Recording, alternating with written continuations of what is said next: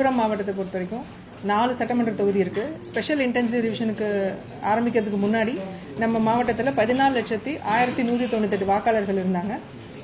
அதுக்கப்புறம் அதில் 1401 பூத்ஸ் இருந்தது.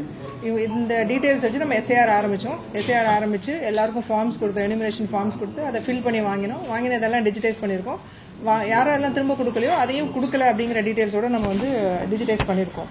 ஸோ இன்னைக்கு நம்ம அந்த ஸ்பெஷல் இன்டென்சிவ் ரிவிஷனுக்கு அதுக்கப்புறம் இப்போ நம்ம வெளியிட்டிருக்க இந்த வாக்காளர் பட்டியலில் 11,26,924 வாக்காளர்கள் இருக்கிறாங்க.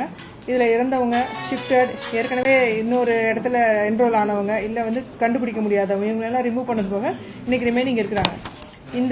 இன்னைக்கு இருக்கிற இதில் வந்து ரேஷனலைசேஷன் பண்ணி நம்ம ஏற்கனவே 1401 வாக்குச்சாவடிகள் இருந்தது. இப்போ 144 அதிகமாகி 1545 வாக்குச்சாவடிகள்லாம் இன்னைக்கு மாறி இருக்குது. இதில் யாராவது இப்போ இந்த காப்பி வந்து எல்லா ஆஃபீஸ்லையும் இருக்கும். இன்னைக்கு வந்து டியூ ஆஃபீஸ் அண்ட் இஆர்ஓஸ் ஆஃபீஸில் இருக்கு. பொலிட்டிக்கல் பார்ட்டிஸ்க்கு எல்லாருக்கும் கொடுத்துருவோம். அண்ட் பிஎல்ஓஸ் கிட்டே அந்த காப்பி கொடுப்போம். அவங்க செக் பண்ணிக்கலாம். மக்கள் வந்து ஆன்லைன்லேயும் செக் பண்ணிக்கலாம். அவங்க பேர் இருக்குதா இல்லையான்னு செக் பண்ணிட்டு நாளையிலேருந்து அப்ஜெக்ஷன் கொடுக்கலாம். இந்த மாதிரி என்னோட பேர் விடுபட்டிருக்கு அப்படின்னா கொடுக்கலாம். இல்லை 2 இடத்துல இருக்குன்னு அவங்களே நினைச்சு அவங்களே ஒரு இடத்துல ரிமூவ் பண்ணாலும் கொடுக்கலாம். ஏதாவது சேஞ்சஸ் பண்ணால் கொடுக்கலாம். எல்லா சேஞ்சஸுக்கும் அப்ளை பண்ணிக்கலாம்.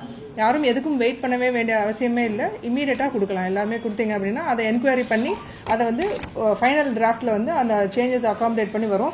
ஜனவரி 18ஆம் தேதி வரைக்கும் உங்களுக்கு கிளைம்ஸ் அண்ட் அப்ஜெக்ஷன்ஸை கொடுக்கலாம். நாங்கள் வந்து என்கொயரி தேவையான என்கொயரி இப்போ இருந்தே ஆரம்பிச்சிருக்கோம். பட் ஜனவரி 18 வரைக்கும் டைம் இருக்குது. அதுக்கப்புறம் வந்து கொடுத்தீங்கன்னா அக்செப்ட் பண்ணிக்க முடியாது.